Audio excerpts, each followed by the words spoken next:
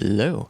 I wanted to share with you really quick 3 different ways to go into the views when you're using Blender. So like top view, front view, side view, and that sort of thing. So the first way and slowest way is to go to this view menu, click viewport, and then you can select which side you want to view from. So you can do front or whatever. If you wanted to change to the right side, you can click right. So yeah, that's pretty slow, but it works if you like to click through menus slowly. But as you can see here on the side, there's actually the hotkeys, and this is what I've been using for a long time, which is the numpad. You can't actually see me using it right now, but I am.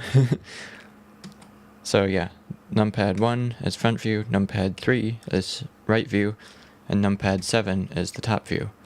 And if you want the opposite of that, you just do control 1, for example, and that gets the back view.